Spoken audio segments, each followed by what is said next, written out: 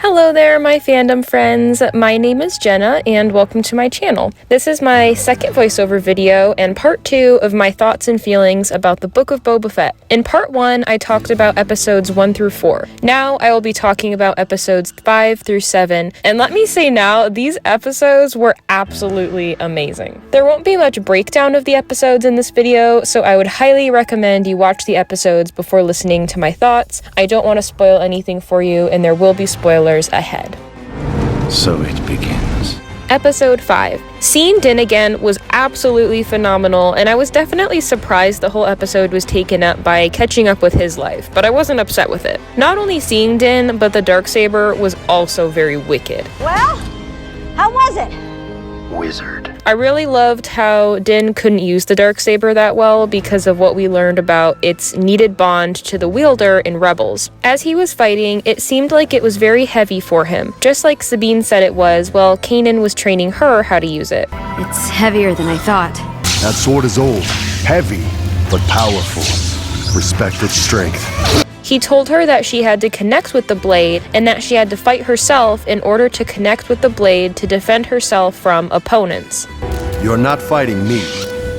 You're fighting yourself. And losing. Another callback to Rebels was when Sabine was training with the saber and she accidentally cut her arm with it, very similar to how Din accidentally cut his leg in this episode. Okay, am I the only one who doesn't trust the armorer? She's just so set in the way when we've seen it doesn't really have to be like that. Also, she has horns on her helmet, which always make me think about Darth Maul. In Clone Wars Season 7, we see that after Darth Maul took over Mandalore, his followers were Mandalorians that had horns on their helmets. Maybe the armorer was loyal to Darth Maul in the past and still believes in those ways. I'm not sure, but she's very mysterious and suspicious to me. Din seemed like he really missed Grogu in this episode, which I'm guessing is some of the turmoil he's carrying around with him.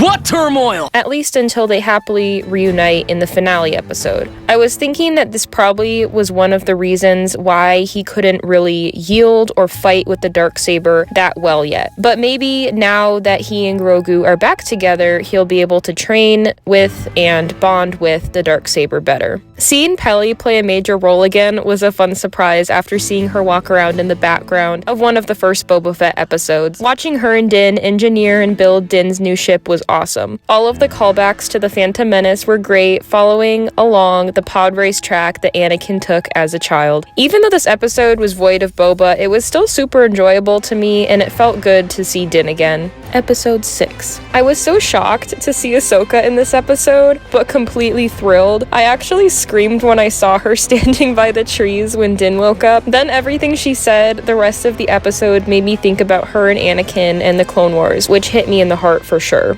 I'm an old friend of the family. So much like your father. Sometimes the student guides the master. This was a callback to many scenes in the Clone Wars when Ahsoka would teach Anakin. However, one scene that this happened in was an episode that Cad Bane was ironically in as well, whom I'll talk about later. Master, wait! Stop! This is the way to the hangar. We must get off the ship now! I can't let Bane get away. Patience! Master. Patience. You're right. Even seeing Ahsoka with R2-D2 was such a special scene since we know from the Clone Wars that they shared many adventures together. All of her scenes were definitely extra special. One thing I was wondering though was why she was there. Shouldn't she be looking for Ezra and Thrawn? Maybe by this time they were already found, but it seems too soon after the Mandalorian episode that introduced Ahsoka and her search for Thrawn. Luke's CGI to make him look like Mark Hamill looked phenomenal in my opinion. In some scenes, it almost looked like whoever worked on his face even put some of Anakin in there to make his resemblance of father and son look more accurate. One of my friends pointed that out to me, and it was fun rewatching parts and noticing it for myself. Seeing Luke and Grogu train together in this episode was super exciting, and there were lots of callbacks to when Yoda trained Luke in The Emperor Strikes Back. Plus, Grogu is just so cute. Okay, take a deep breath, everybody. I screamed when I realized Cad Bane was the figure in the distance. If you didn't pick up on it in my part 1 video of this short series, I am absolutely obsessed with Cad Bane. Although I briefly predicted he would be in it since it would make sense with the Boba storyline, I honestly didn't actually think it would happen, mainly because I'm sure it's very difficult to transfer a loved cartoon character into live action.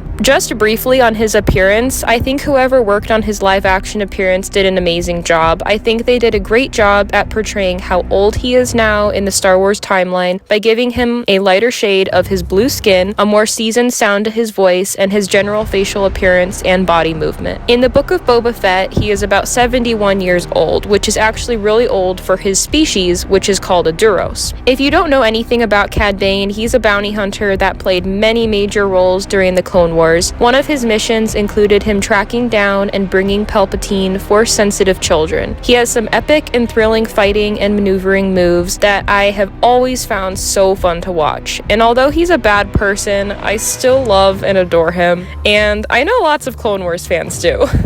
Episode 7. The opening of this episode was so fun seeing Cad Bane again, now actually talking to the Pikes and the mayor. I had the chills watching this scene because Cad Bane is just so cool. The confrontation between Boba and Cad at the beginning of the episode was epic. It had me so anxious throughout, and I'm glad Fennec told Boba to wait and to fight on his own terms. Another epic scene was when Boba and Din were fighting back to back. Them, especially Boba, using their jetpacks was so great. Seeing them fight the Pikes was one of my favorite scenes of the episode, before the backup came from both sides. Seeing Boba's Rancor in action was really fun, and I enjoyed that as well. I'm also really glad it didn't die, because I was actually expecting that once it got shot in the chest by the droid. What those battle scenes actually taught me was how tough Rancor's skin is. I had no idea it was that thick and that they could withstand so much blaster fire. We see that Grogu has chosen Din's armor, which I believed he would choose. I'm happy Grogu and Din are back together now, and their reunion scene was so sweet. But I wonder what the point of The Mandalorian Season 2 was. Maybe to show that Luke is working on growing his Jedi Academy to make it connect more with The Last Jedi, but if Grogu was going to end up with Din anyway, why have them separate in the first place? Maybe to show more background on Grogu's past, like the Order 66 scene and some of his training, which will probably play a role in The Mandalorian Season 3 and already has in this episode when Grogu saves Din from the droid.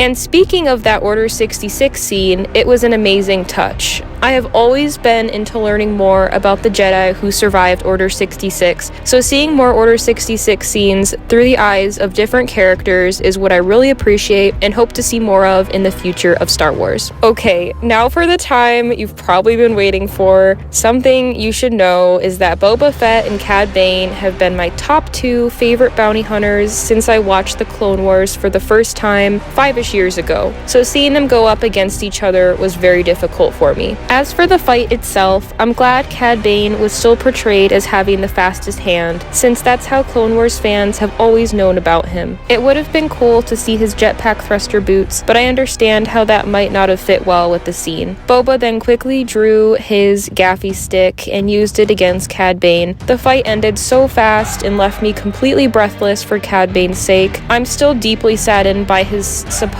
death, and kind of feel like Boba's character is a bit tarnished for me now. The whole season, we have seen him wanting to rule with respect and learning the importance of living with a tribe, just to have him murder somebody he didn't like. I understand Boba was defending himself and his people, but there's just something that doesn't sit well with me after seeing him murder Cad Bane. If his actions proved anything, they definitely proved he isn't afraid to kill, especially those from his past. Hint hint, I'm talking about Mace, whom I still think will make an appearance in the future. After about a week of thinking more about Cad Bane's supposed death, I questioned if he actually died. I wanted to get all of my thoughts about that out in a separate video, so be on the lookout for that if you're interested. I feel confident now in stating that Cad Bane is alive. The part when Grogu was using the Force on Boba's Rancor reminded me of when Ezra would use the Force to connect with different creatures in Rebels. I love Ezra, so that was such a fun connection. Another Grogu moment I loved was the last scene of the episode before the credits. Grogu Grogu wanting Din to hit the button was the cutest thing ever. It made me more excited to watch The Mandalorian Season 3 so that we get more scenes of them together. To be honest, the scene after the credits was a huge letdown for me. Right as Boba said that somebody was using the Bacta tank, I thought it was Cad Bane. I was holding out hope he was still alive in that moment. There is no hope.